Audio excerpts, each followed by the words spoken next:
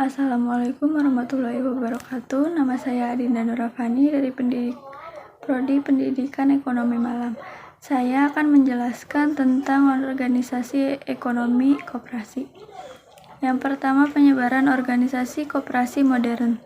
Koperasi sebagai organisasi ekonomi yang berwatak sosial dapat dijumpai hampir di semua negara, baik negara maju maupun negara yang sedang berkembang. Pada mulanya, organisasi tersebut tumbuh di negara-negara industri di Eropa, namun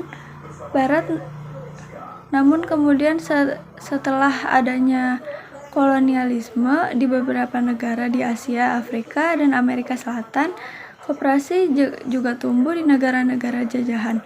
Setelah negara jajahan merdeka, bermanfaat koperasi sebagai salah satu alat untuk meningkatkan kesejahteraan dan bahkan dijadikan sebagai salah satu alat pemerintah dalam melaksanakan pembangunan untuk meningkatkan kesejahteraan masyarakat.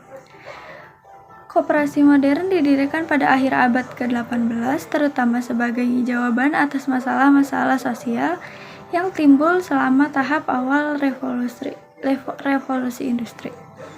Pelopor negara koperasi dari Rothschild misalnya telah memberikan andil yang cukup besar dalam pengembangan koperasi. Aturan-aturan yang mulanya disusun hanya sekadar petunjuk tentang bagaimana seharusnya sesuatu pokok koperasi konsumen yang baik di organisasi dijalankan oleh para anggotanya sendiri, kemudian menjadi prinsip-prinsip koperasi Rothschild yang kemudian dijadikan dasar kegiatan oleh berbagai koperasi di dunia.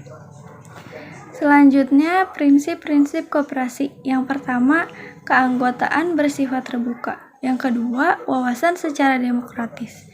Yang ketiga, penjualan dilakukan sesuai dengan harga pasar yang berlaku dan secara tunai. Yang keempat, tidak ada diskriminasi berdasarkan ras, suku, agama, dan politik.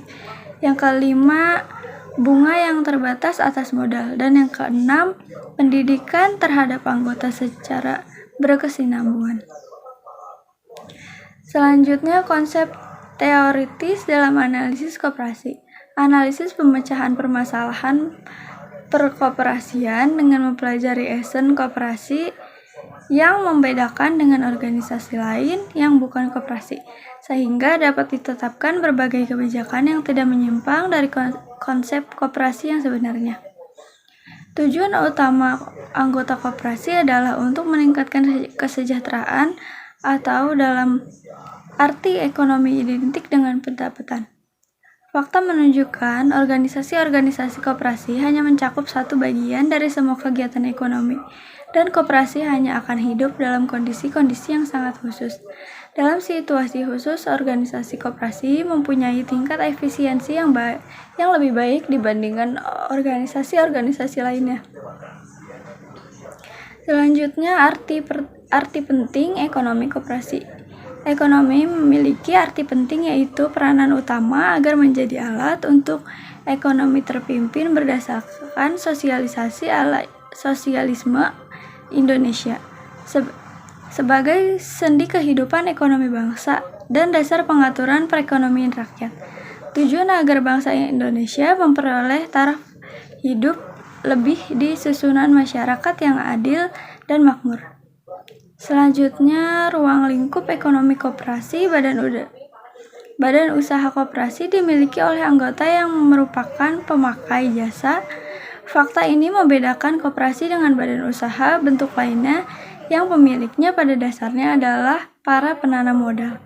Koperasi adalah badan usaha yang beranggotakan seorang atau badan hukum koperasi dengan melandaskan kegiatan berdasarkan prinsip koperasi sekaligus sebagai gerakan ekonomi rakyat berdasarkan atas asas kekeluargaan atau Undang-Undang Nomor 25 Tahun 1992, misalnya koperasi unit desa atau KUD, koperasi simpan pinjam, koperasi pelajar, koperasi mahasiswa, koperasi pegawai negeri atau KPN, dan koperasi pasar. Sekian presentasi dari saya, kurang lebihnya mohon maaf. Wassalamualaikum warahmatullahi wabarakatuh.